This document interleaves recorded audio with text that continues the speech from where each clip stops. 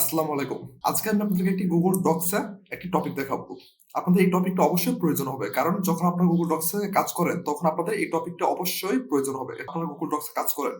কাজ করার সময় হয়তো আপনাদের এমন হয়ে যেতে পারে। দেখুন আপনাদের এমন আসতে পারে। এখানে দেখুন আমরা এখানে কাজটা করতে পারতাছি না। দেখুন কিবোর্ড থেকে আমি টাইপ করতেছি কিন্তু আমাদের সেটা আমরা এখানে কাজ করতে পারতাছি না। কেন আমরা কাজ করতে পারতাছি না? আমি তো গুগল ডক্সটা ওপেন করেছি আমরা কাজ করার জন্য, তাই না? কিন্তু আমরা এখন কাজ করতে পারতাছি না। যখন ফ্রিল্যান্সিং এ কাজ করেন, ফ্রিল্যান্সিং এ কাজ করার সময় অবশ্যই Google Docs, Google Sheet, Google Slide প্রয়োজন হবে, তাই না? যখন গুগল ডক্স যখন আপনাদের এমন হয়ে যায় তখন আপনারা কিভাবে কাজটা করতে পারবেন? আমি এখন কিবোর্ড থেকে টাইপ করতেছি। দেখুন আমাদের সেটা এখানে লেখাগুলো আসতেছে না। কিভাবে এখানে কাজ করব? একটি অপশন দেওয়া আছে। এখানে যখন মাউসটা রাখার পর দেখুন এখানে আছে ভিউইং মোড। আমাদের ভিউইং মোডে অবস্থা দেওয়া আছে। এখন এটা আমাদের কি করতে হবে? এটা আমাদের এডিটিং মোডে আমাদেরকে নিয়ে আসতে হবে।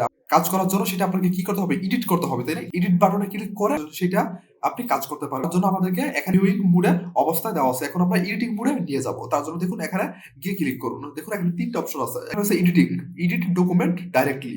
তারপর সাজেস্টিং, এডিটস বিকম সাজেশনস। তারপরে viewing, red or print final document. আমাদের ৩ টা অপশন দেওয়া আছে।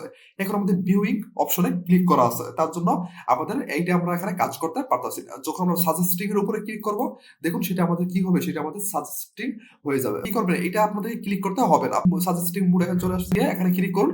এখান থেকে এডিটিং দেওয়া আছে। এডিটিং এর উপরে গিয়ে এখানে ক্লিক করবেন। আপনারা এটা এডিটিং করে দিবেন।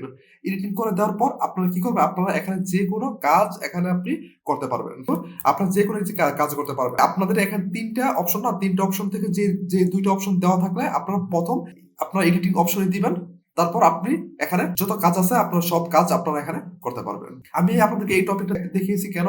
যখন আপনাদের এমন চলে আসে তখন আপনারা খুঁজে পান না কিভাবে আপনারা কাজ করবেন, তাই না?